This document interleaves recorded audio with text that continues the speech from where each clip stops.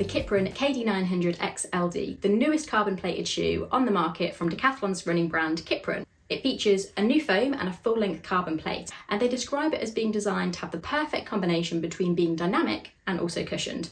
It also comes in at just under £160, which is much more palatable than many of the carbon-plated shoes on the market. But does it live up to KIPRUN's description? Let's dig into the details and see how I got on.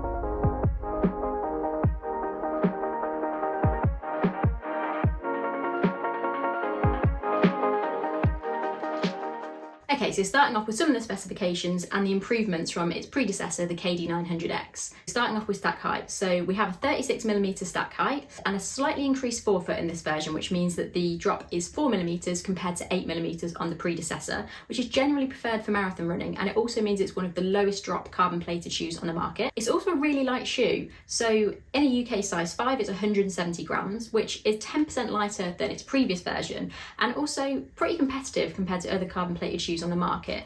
As I mentioned in the introduction, KIPRUN have also designed a new foam, so we've got the V-Foam Plus, which has been designed and optimised for bounce and rebound and also comfort. It is a lot squidgier than the previous version, but not as soft as other carbon plated shoes on the market, which I quite like, much more stable, which I'll come on to when I share my sort of views and opinions of the shoe. But for now, let's dig into the details a little bit more, starting with the upper.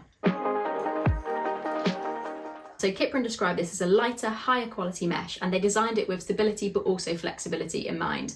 Now, I was fortunate enough to go to the running division and meet some of the team that made these shoes and designed these shoes, and I know that it took quite a lot of iterations for them to get the upper mesh how they wanted it.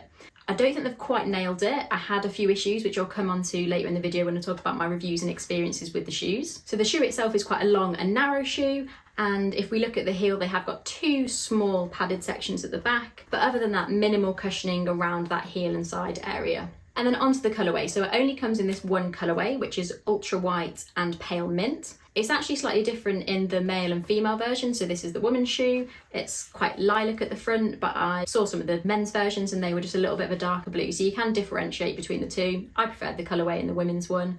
And yeah, I like the colourway, it's nice. Bit of a shame it is only available in that one, so you haven't got any options. Okay, onto the midsole. So as mentioned, KIPRUN have designed a new foam for this iteration of the shoe. We've got the V-Foam Plus, which is a lot softer, a lot bouncier than its predecessor. You do get some really good compression in the heel, but it's a lot denser than other super shoes that I've run in, which I actually quite liked. I'll go through in a little bit more detail when I talk about my review of the shoe, but yeah, it gives you a nice bounce while feeling stable at the same time. Okay, so how did I get on? Would I recommend this shoe? Well, for full transparency, I was gifted this shoe as part of a project with Meta Endurance and KIPRUN. However, all of these views are completely of my own, and it's not in any way affiliated or sponsored by KIPRUN. So there are some things that I really liked about the shoe, and also some things that I just don't think KIPRUN have got quite right just yet. So what did I like about them? Well, to put it quite simply, they're a fast shoe, which I know is a really obvious and potentially stupid thing to say because they're a carbon-plated running shoe. They should feel fast. But honestly, I didn't know what to expect when I first tried these shoes, and genuinely, I was impressed. They made challenging paces feel much more comfortable, and for me, I really liked the fact that the foam isn't overly bouncy. Yes, it does spring back, it does compress really well, and it does propel you forward. However, as I said previously, it's much more dense than other foams on other super shoes. Now, I sometimes struggle with shoes that are a little bit unstable, and therefore that's probably why I do really enjoy the fact this is a little bit denser, it feels a little bit more stable, and in my opinion that makes it a little bit more versatile in terms of paces and distances and a good training shoe. So if you've tried carbon plated shoes before and you just found they're a little bit too soft, squidgy and not very stable, this could be a good one for you to try out. They're also a very durable shoe. So we've got the two big rubber pads on the bottom. I wore these through my London Marathon training and for the London Marathon itself. And there is obviously a little bit of wear and tear to them, but really minimal. I think you're going to be able to get some really good miles out of this shoe, which, let's be honest, is rare for a carbon plated shoe. And also at that price point, it means that you're going to get some good miles in for your money. However, as I said, there are some elements that I just don't think KIPRUN have quite nailed. And one of the things they really focused on with this shoe was getting it really light, which they have achieved, as we acknowledged at the start. They are a very light shoe and they're lighter than some of the other really good competitors on the market. And they said that they didn't compromise anything to achieve that lightness. I disagree. So the biggest issue for me with this shoe was comfort and fit, and for a few different reasons. As I mentioned previously, they're quite a long and narrow shoe, They're true to size, however, in terms of width, I had some issues with comfort. Although I haven't got really wide feet, they're maybe a little bit wider than the average. I did have some issues across the top of the foot to begin with. I had to really mess around with the tongue and the laces to get a good lock on the laces to avoid any slippage at the heel, but to also avoid too much pressure at the top of my foot. So the first couple of runs, I was not convinced and I was a little bit worried, to be honest. However, after a few attempts of kind of tweaking with the laces, loosening them off a little bit, I did get there in the end and the fit was better. However, if you have got wide feet or you like a lot more room across the top of your foot, you might struggle with these, if I'm being totally honest. The issue isn't in the toe box. I still had quite a lot of room at the front. It was really just that width over the top of my foot.